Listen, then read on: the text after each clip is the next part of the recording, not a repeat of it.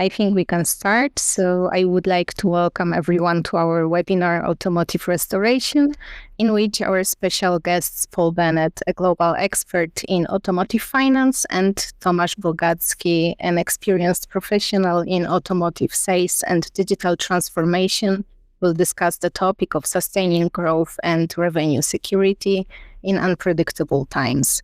This is the agenda for today, and to our attendees, I want you to know that the Q&A section is enabled right now, so feel free to drop your questions at any time, and at the end of this webinar, we'll have a dedicated slot, and our experts will try to answer your questions. And now we can get to the specifics, starting with you, Paul. What's the current landscape of automotive industry?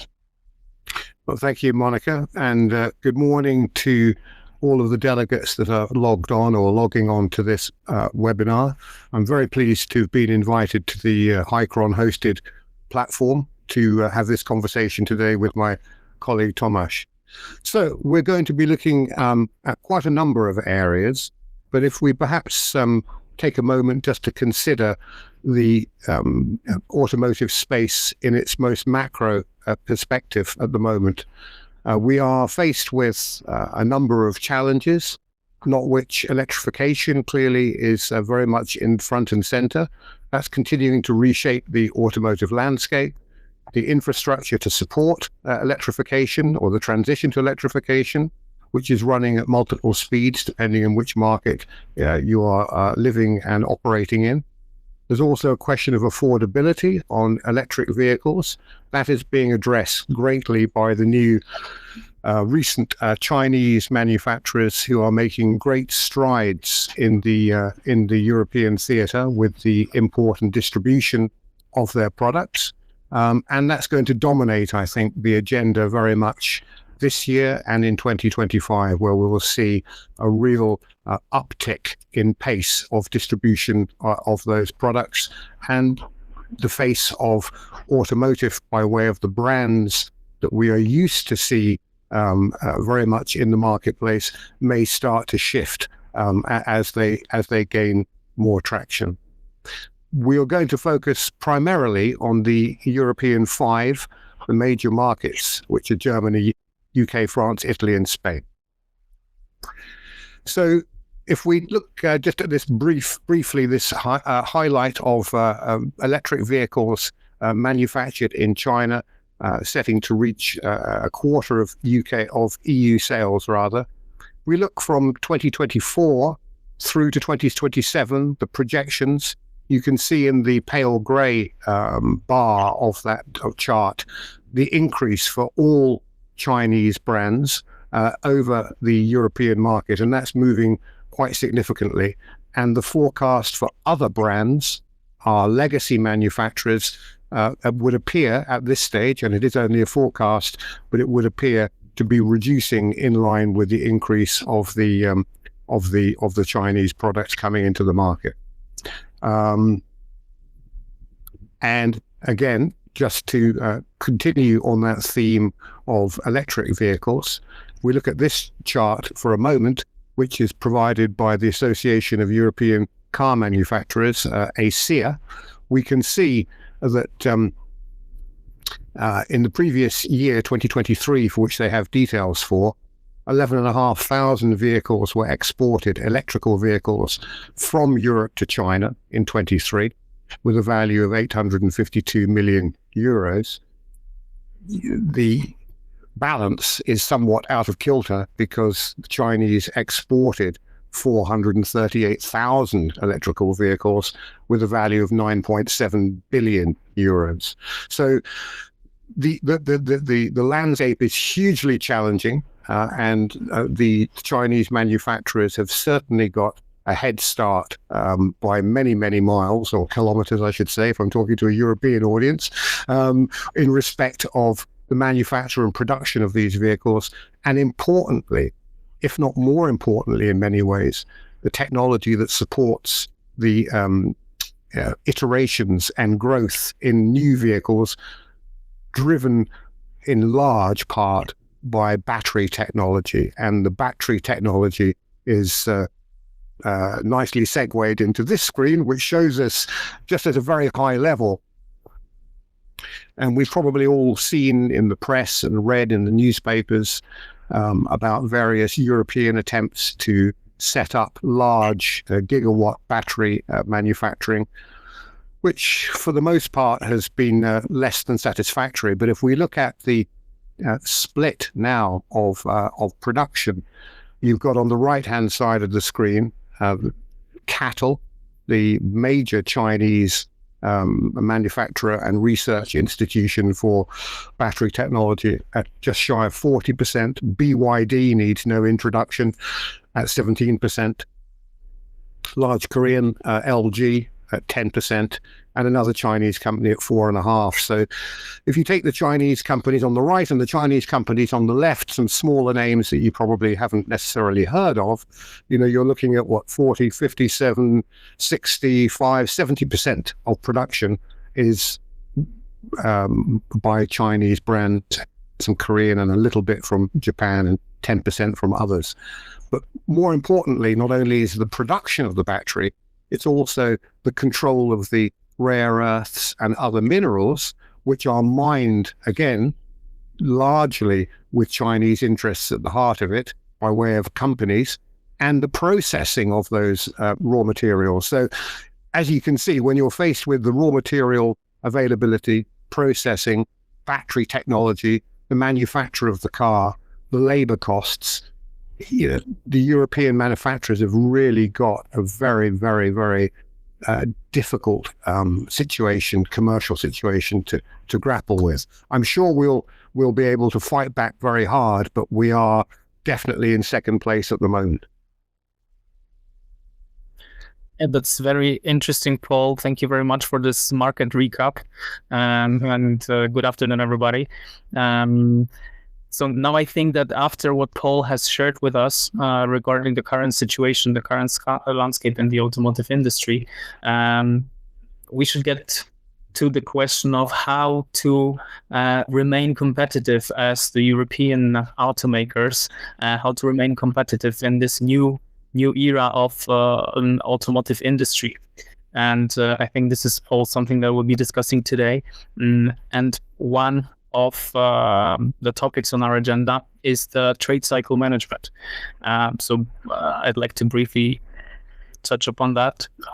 What is trade cycle management, and then how we can, or automakers can, leverage it in terms of achieving their goals and remaining in the game to avoid being pushed out by the Chinese automakers, which is what is currently forecasted. So TCM is basically a strategic approach that synchronizes all parts of the process of buying and owning and getting rid of the car. So we talk not only about the single transaction of buying a car, but we also add to it the aspect of regular maintenance, the warranty related to the car, everything that is happening during the lifetime of the car as the customer owns it, up until the trade-in cycle. So up until the moment when the customer gets a new car, and what happens to their old car. So this is something that the automakers are trying already to leverage. Some of them are doing quite a good job already. Some of them are not yet. However, this is one of the ways to get predictable revenue streams. That's why it's so important to get it right. I think if we dive deeper now, the next slide, then this is, as I mentioned, there are two critical parts on top of buying the car, and those two critical parts are maintenance and trade-ins. So how can automakers ensure that the maintenance is kept in-house, and how to kind of make the customer return to the dealership? And the idea here is very simple. By offering a bundled maintenance on maintenance plans, and there are prepaid in advance, and the dealerships can make sure that the customer returns to their dealership for periodical maintenance, but also this creates a platform, a possibility to interact with this customer. So we're talking about CRM in life, real life situations, where we can work with the customer, and we can also ensure that the customer remains loyal to the brand, which is something that we'll also talk about later on during this webinar. So this one thing is very important. And then as we approach the end of the cycle for the specific car within the customer journey, a few years usually, then it is also important to get the trade-in incentive programs right. So we need to be leveraging we as automakers, they need to be leveraging the existing IT solutions and also implementing new ones to transform digitally in order to get this right. So we've got a lot of works around the AI. Of course, everyone is talking about AI, and this is no exception here. We can leverage the AI tools within the IT ecosystems to get it exactly right when to offer a trade-in incentive to a customer, to make sure that they use this opportunity and they see it as a value added to change their car without a unnecessary hassle, without the unnecessary additional financial engagement. I think, Paul, that this is something that you will be touching upon soon. Maybe can you tell us a bit more? Yes. What is the structure of ownership of cars, right? Yeah, with pleasure. I was very proud to work on a team a number of years ago now. I won't say how many years, otherwise you'll think I'm older than I look. But it was about 25 years ago with a US company that transformed the way in which Ford Credit in Europe and a number of other markets, as well as the US market, operated by way of finance products, which was all based around trade cycle management. So it's keeping an opportunity to, as Tomasz says, to keep in touch with a customer with meaningful information over the lifetime of that vehicle's expectancy, but also to offer customers the certainty. So would you like, Mr. Customer, if you buy a car or if you finance a car using conventional financial products such as hire purchase, installment credit, ultimately you don't own the car until you've made the last payment, 48 months, 60 months, and you are responsible for the asset value in the market. So if the value of the vehicle has dropped due to various circumstances, you will carry that loss. So the beauty of trade cycle management is that it's built around residual value financing. In the UK market, that's known as a PCP, a personal contract purchase, but there are many other marketing names for it. But in principle, as the illustration on the screen shows, you leave a deposit, you make monthly payments, and you have several options when you come to the end of the period of your payment plan, in this case, 36 months. And what that means for a customer is, we would often say to consumers, would it be helpful, Mr. Customer, when you drive away with your new car today, that we give you a pre-trade-in price, a guaranteed trade-in price for that car with your contracted miles at the end of your contract? Well, of course, it would be great to know what that is. And in principle, that's exactly how residual value financing for retail customers works. It takes away the exposure to any loss in the market by way of vehicle valuation, because the finance companies, using all of their knowledge and historical database, will predict the future value of a car. But as we've seen in recent months, recent years, with the change in vehicle types and electrification, and with manufacturers changing the retail pricing which they're offering vehicles at, for example, a very popular example at the moment would be a Tesla Model 3. If you bought that car 3 years ago, and if you bought that car today, the retail price would be considerably lower today.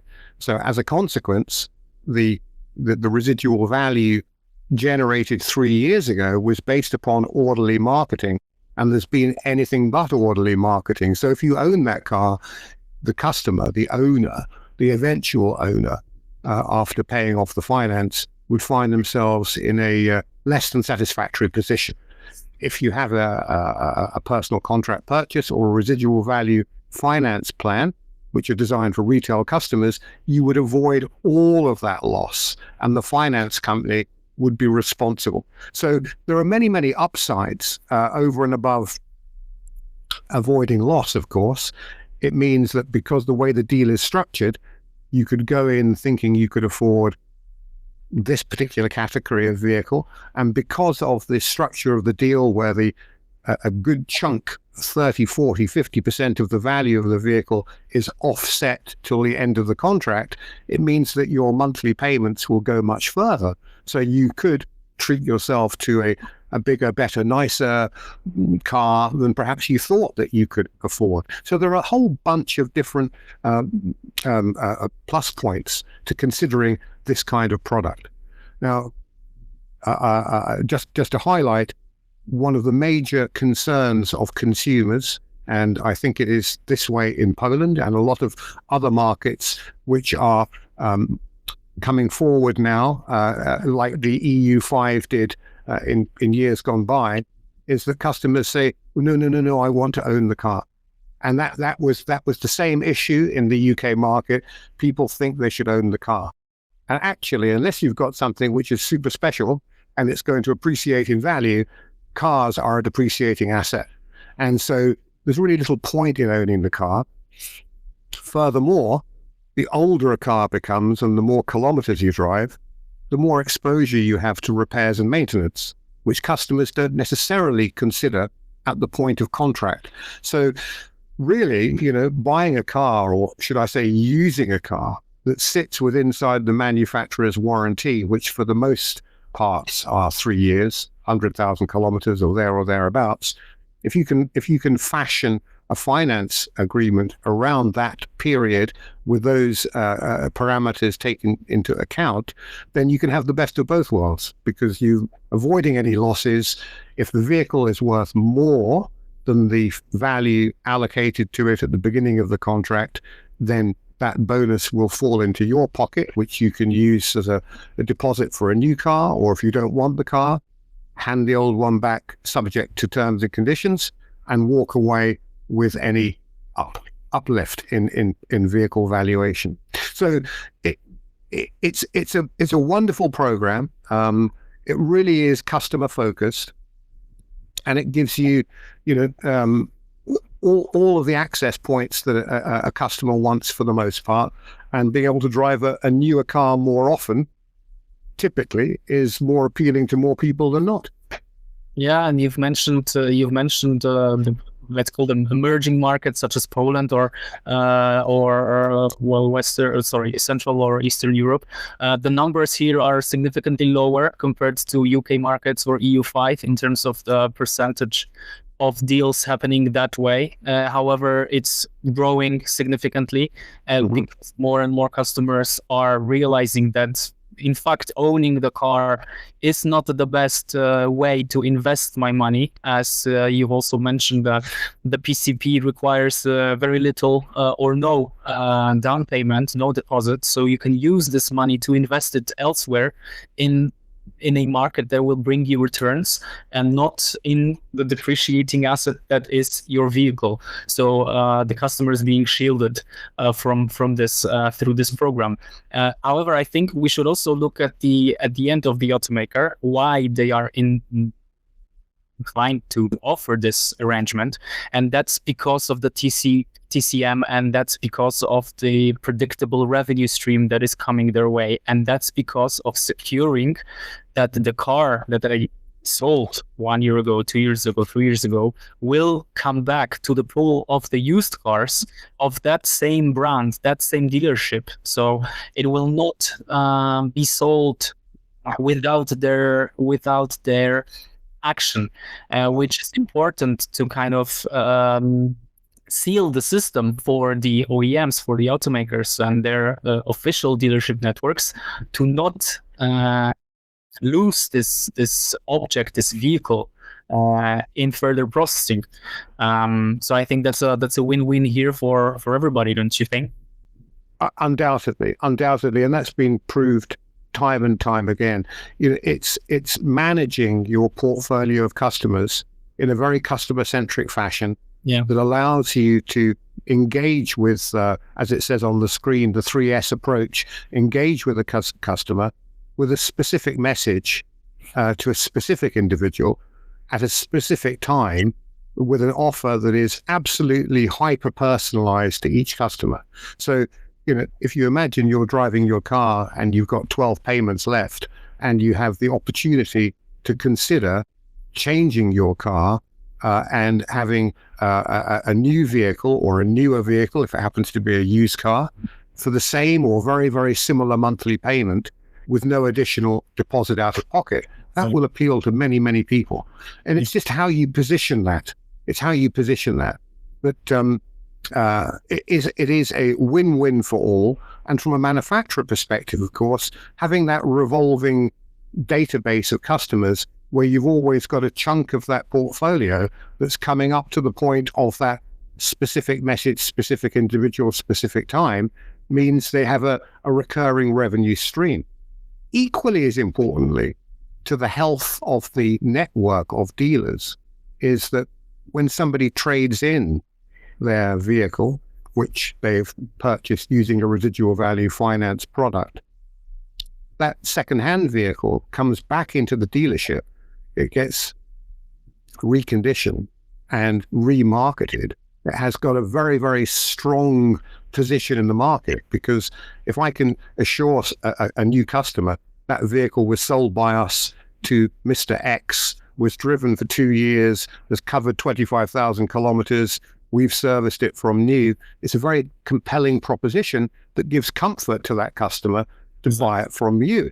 And of course, you refinance it. So you've got the double finance, you've got the fabulous supply of used vehicles, which of course at the moment the international markets are suffering from because of the awful period of COVID, and then the availability of components to manufacture cars. So at the moment we're just getting through a rather hollow period where we don't have enough used cars in the marketplace. But that will obviously work its way through, but it's difficult at the moment. And I think people are realizing, dealers and manufacturers are realizing the importance of starting with the end in mind. And when I say that, I mean not just selling a vehicle and getting market share, but managing that ownership, managing that vehicle cycle.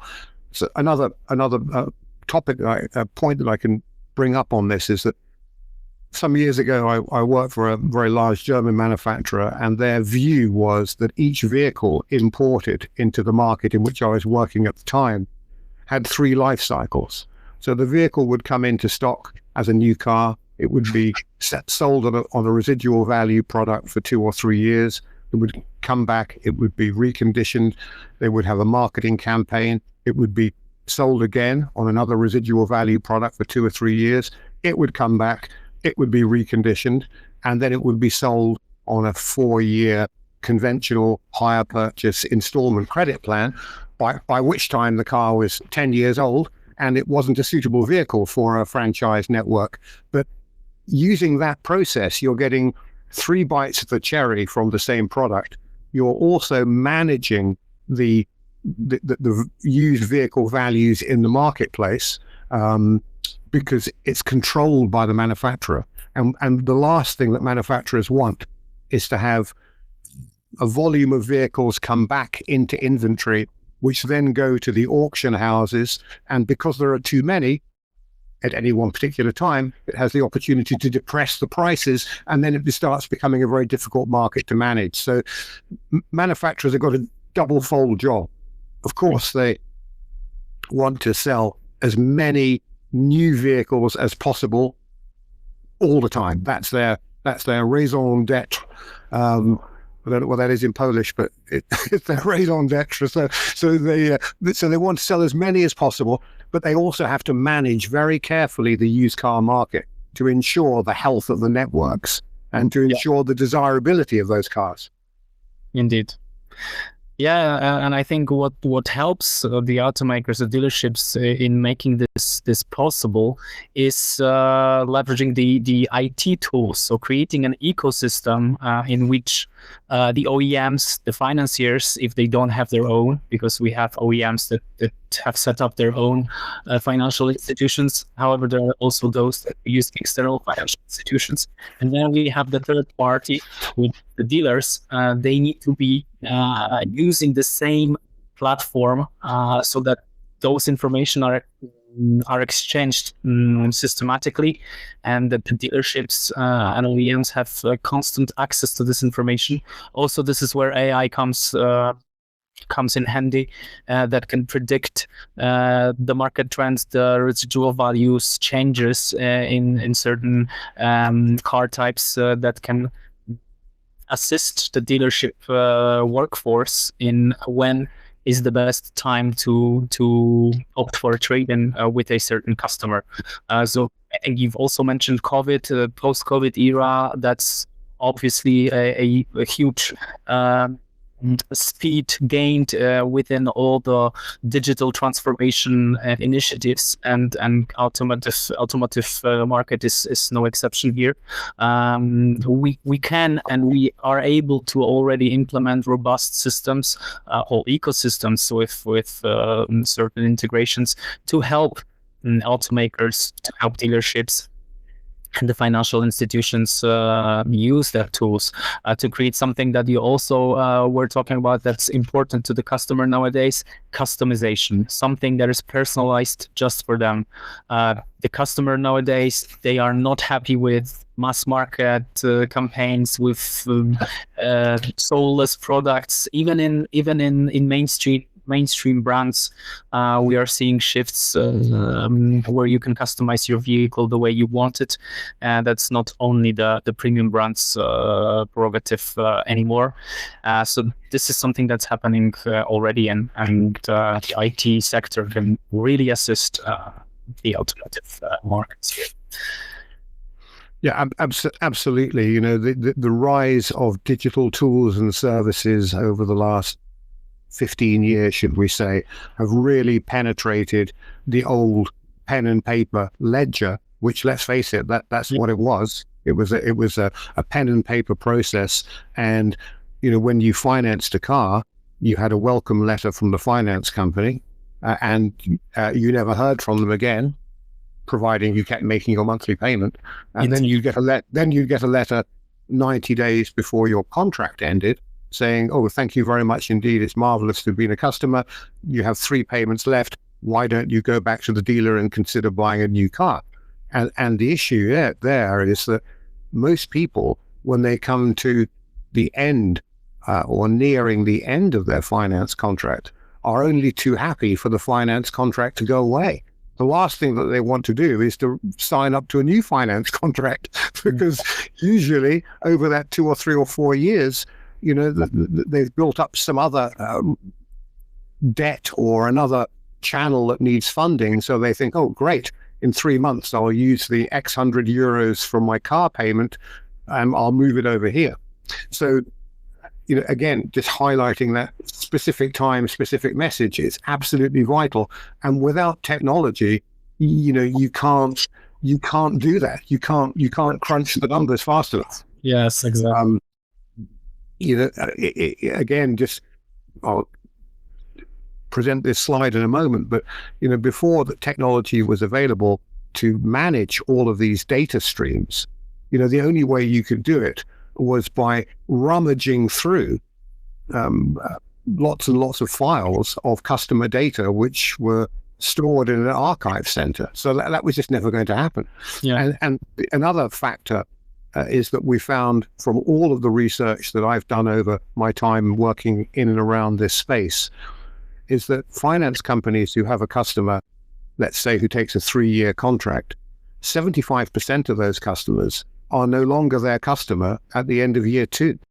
So in effect, they've been expending 100% of their effort on 30% of the opportunity, because the other 70% have decided, oh, I like the look of this car, I'm going to go and buy that. And they've traded their car in, settled the contract. So it's all about, being proactive rather than reactive. Yeah. So that slide, if we can go back one slide, Monica, I just want to talk about that slide here because this is a really important slide, and this highlights a large manufacturer finance company.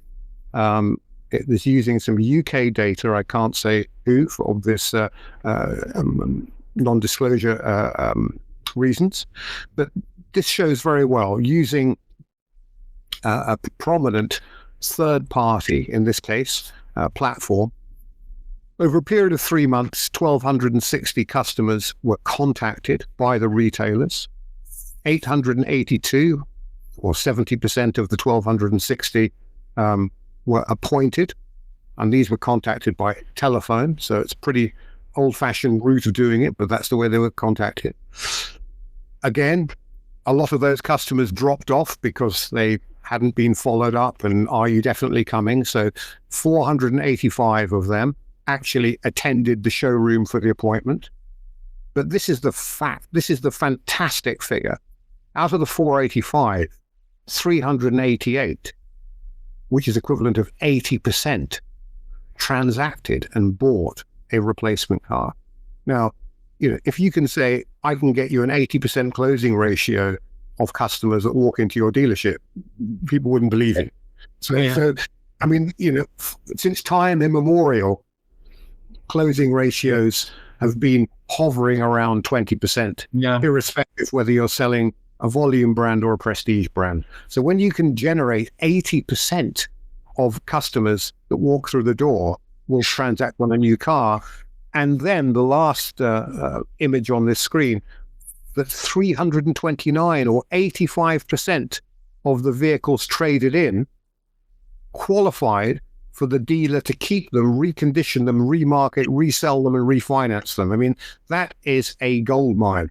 And when you fall upon that, you just really, but you have to use it. But the only way you can get to it is by using data strategically, and you can't do that manually. Yeah, indeed. Now I think, Monica, we can move on to the next slide, because everything, Paul, that you mentioned right now is the end goal of leveraging those tools that we need to have.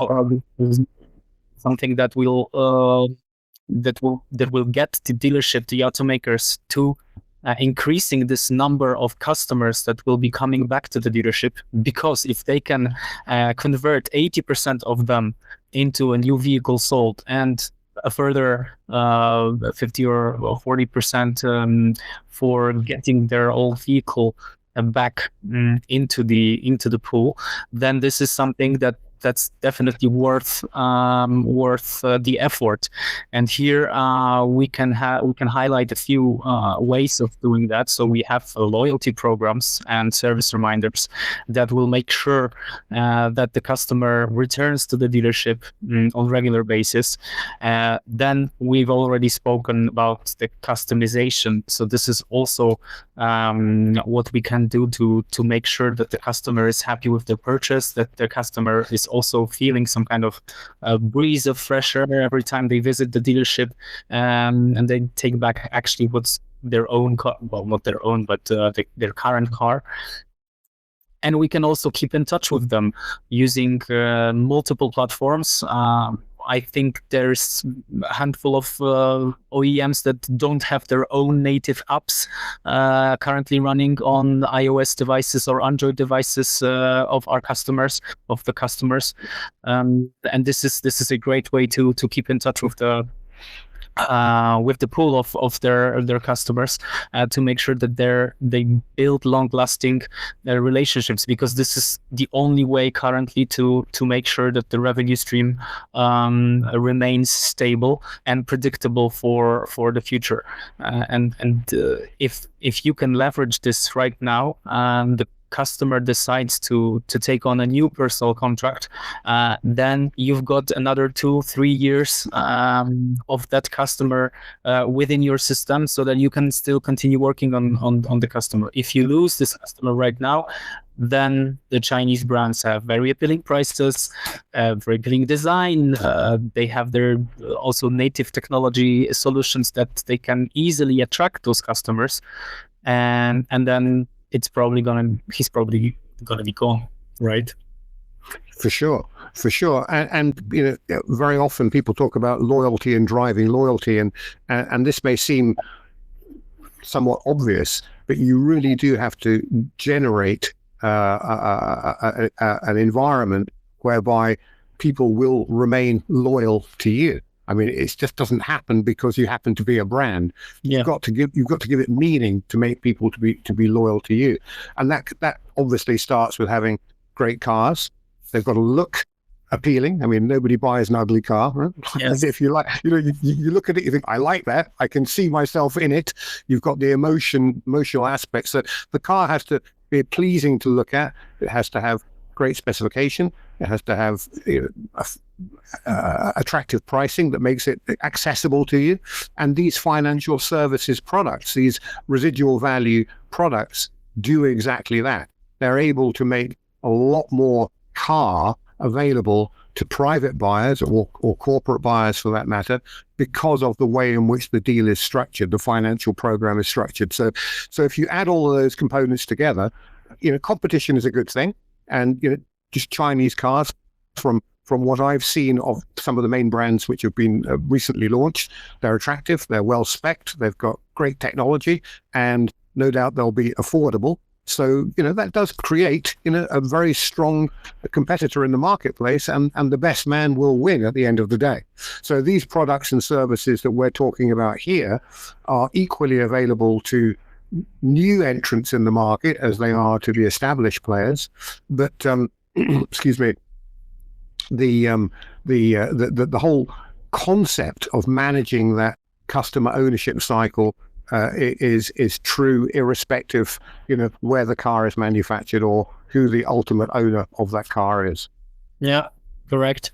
And I think if we look at the next slide, we're talking about the Chinese presence in our European market, but we can also have a look at the bigger picture, not only focusing on where the car is manufactured or where the automakers comes from, but what type of engine the cars are being sold with right now.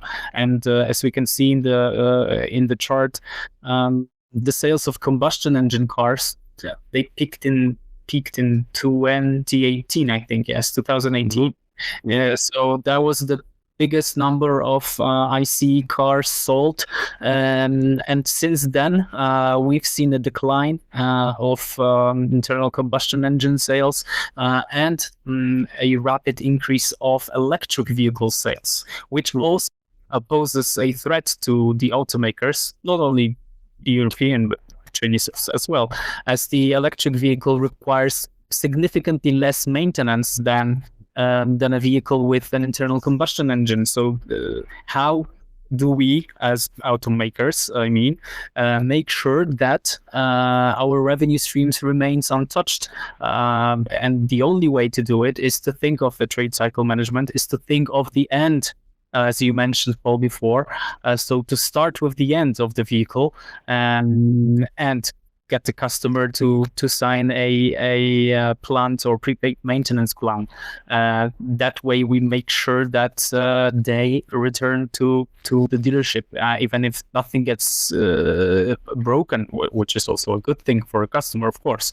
And here, this is also a place where we need to leverage the IT tools available, things such as over-the-air updates, things that I think Tesla started many years ago, and many manufacturers also followed in their footsteps, to offer the customer a seamless experience through having them connected to the cloud, having them connected to the automaker, kind of give the customer this feeling that they are very well taken care of, that they can feel safe, that whatever happens, they can be in touch with the manufacturer of their vehicle, of the dealership that supplied this vehicle, and that the issue gets solved. This is something very important, and also this helps build brand loyalty. if I like my car, if I like my brand, and then why would I go elsewhere to buy a new one? So yeah. I mean, you make some good points, Tomasz, but if the ushering in of new technology, in this case, electrical vehicles, brings a lot of upside, brings a lot of difficulties for traditional manufacturers, and brings a lot of overall concern for retailers, because, as I'm sure you know well, the old story is that the sales department keeps the lights on and pays the overheads of the operation of the business, and the after sales or the service department and the body shop and the servicing requirements, that part of the business, it generates the vast majority of the profit for that dealership. Yes. And in conversation with a brand executive, which I shan't name, who was giving me some indications of what's happening to their market in Norway. And as you know, Norway is hugely electrified. Yeah. And the drop-off in after-sales for a brand, again, that I can't mention, but a very prominent brand, last year was 48% lower in after-sales than it was 2 years before. So electrification brings great things, and it brings some challenges, which, how do we get around it? And then more recently, I've been listening to and reading lots of information about, the longevity of an ICE vehicle to many people would be, I don't know, and this is a broad brush, 10 years or 150,000 kilometers. It's like, it's definitely past its best for sure, and I don't need it anymore. But with an electrical vehicle, of course, that isn't true, because, depending how the car is driven and how it's charged will depend upon the condition and health of the battery. And if the bodywork and the suspension and the steering are intact, that 10-year, 150,000 kilometer rule becomes obsolete. So does it mean that potentially, a 15, 16, 18, 20-year-old electrical vehicle replaces a 10-year-old ICE vehicle? That's all yet to unfold. One area we shouldn't overlook, of course, is that there are huge tracts of the world where electrification really is a pipe dream at the moment. So you can look at lots of sub-Saharan Africa, you can look at certain parts in other European markets where, let's face it, it's a long way away. So ICE vehicles will still be manufactured and exported to developing markets, whilst us in Europe and in other, should we say, more sophisticated markets, more mature markets, will transition more and more into electrical vehicles. And at the moment, of course, the plug-in hybrid electric vehicle is delivering that kind of bridge for customers that think, well, I'm not quite sure I've got to go that way. So it's a sort of stepping stone. But I think there will be two tiers. There will be still a lot of production of petrol vehicles for export, whilst electric will remain the focus for Europe and the more mature markets. Yeah, definitely. I've recently also read an article from, I believe, a BYD executive in terms of developing their sales network within Poland. Actually, they stress the importance of PHEVs, so the plug-in hybrids, as you mentioned, because of the lack of infrastructure that we're facing currently in Poland, which is smaller and smaller a problem in countries such as France or UK.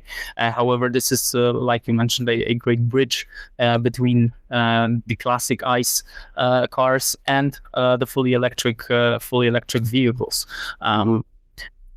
I think, yeah, this is a broad discussion, and probably we should organize another webinar just on the subject of how this will unfold and what challenges it brings itself. Yes. But coming back to what we have here, we've also discussed with Paul before our webinar that one of the important parts of ensuring the constant and stable revenues for automakers is still engaging in all the activities that build brand loyalty. And here, as we can see, the results from the last year's study by JD Power is that some of the manufacturers are doing a really good job, with over 60% of customers returning for the same brand vehicle.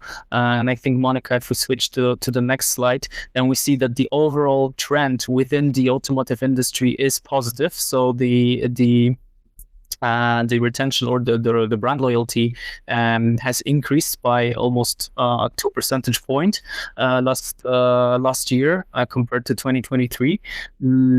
However, on the other end, we have an increasing sales of Chinese brands, which also begs the question: how is this possible? And the reason it's possible is because the best performing manufacturers such as Toyota, Honda, Porsche, Lexus, they have gained their customers, whereas we don't see the different trend on the other side of the board, which is probably what those Chinese brands are conquering at the moment. So I think that this is a message to all of the manufacturers that everybody should work and follow the lead of the best performing OEMs in order to secure their customers and to build their brand loyalty. So this is something. And as you mentioned, Paul, it's difficult if a player comes along with a very cheap car with a great value for the money that we're paying, with amazing looks. It's hard to say whether the customer will stay loyal. However, the only way to find out is to make this customer loyal, and then you will benefit from the investment you're making. And there would be CRM site or whatever IT tools, but they will definitely be there to help.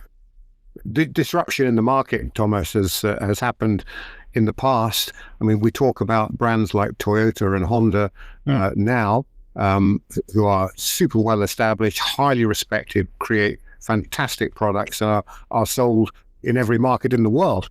Yeah. If you go back to the 1960s and 70s, they were the new kids on the block, right? So they came into the European market during the petrol crisis and before, and people were very skeptical of these Japanese brands, and are they any good, and will they last? Well, I think they've proven that yes, they are very good and they do last. And then, in the 80s and 90s, we had the Korean brands, Hyundai and Kia, arrive and replicate exactly the same scenario. And of course, they're very much up in the top tier of vehicles people consider every day now. And with the Chinese brands, who announced to the world in the early 2000s that they were not going to bother really so much with petrol or diesel vehicles, and that their ambition was to create new energy vehicles to become a dominant player in the global automotive market. Yeah, they announced that initiative in 2003, I think. And hey ho, 21 years later, they've kept that promise, and here they are. So they're performing extremely well, and the fact is that with an electric car, it's able to gather momentum and create market penetration much more quickly, because it's different, it's new, it doesn't exist. So the brand loyalty in electric is much more fluid than it is in ICE. But the European brands have got a tremendous heritage, and they are producing some very, very good electric vehicles, and I'm sure they have a roadmap. It's just that the lag doesn't help them at the moment. Yeah. And the cost base. So that's where we are. So okay, so what's the next topic for discussion, guys? I think we can jump right now to the Q&A session, because We already shared some insights during the conversation. And from the chat, we have Paul. I think this one will be for you. How are subscription models changing the traditional automotive sales landscape, and how can retailers adapt? Okay, well, I think you could look at subscription as purely, there's a lot of talk around subscription, and it's kind of everywhere. But if you just consider it as merely another financial product, whether it's a variation on daily rental or it's a variation on short-term leasing, either way, it sits in the middle. There is a position for it. There is a place for it.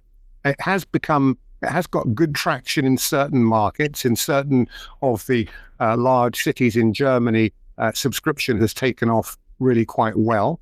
It's a bit of a mixed bag in lots of other markets and countries. But I believe that there is equally a space for having access to a vehicle for a month, 2 months, 3 months, without having long-term commitment. Of course, without long-term commitment, you will typically be paying, some euros more per month for something similar, but it gives you that flexibility and freedom. So I think subscription has to find its place in the market, and I don't think it's something to be scared of. In fact, I think manufacturers, or rather retailers, can actually benefit in some cases.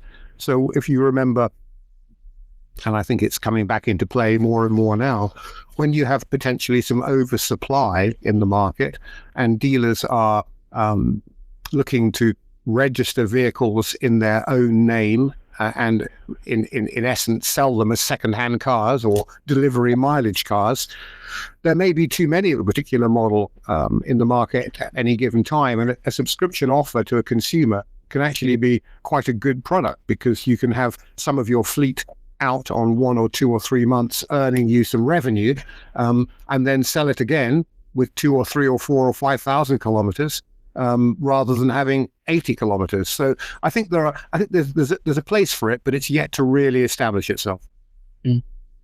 Yes, thank you, Paul. I think the next question is for Tom. What is the time frame for implementation of the environment of the trade cycle management when you deal with legacy systems? The answer is, as everybody loves, it depends. Of course, depends on what legacy systems you have and what is your end game and end goal. I believe it could come anywhere between 6 months to maybe a year and a half. You have to consider the standard way of implementing any new systems, any new technology within the existing environment. And you have to have the planning phase, you have to have some assessments, you have to have some blueprints. Then you need to think about the system integration, which is critical in that aspect, that will need to consider the legacy systems. And then you have the development of whatever is needed to be delivered. Then we look at data migration, testing, and finally going live and documentation. So I believe that depends on what we want to achieve. However, it's a case by case. I'm speaking on behalf of Hicron, where we are kind of making our customers' dreams come true. So we listen to their needs and we get them tailored solutions in terms of system architecture and the functionalities that will get those needs delivered. So I think it's important every time we do an analysis before starting a project of that kind. Okay, can you share from the past, like some hints, for example, how long it took for our customers to make? Yes. So I think the time frame 6 months is very optimistic. I believe. Okay.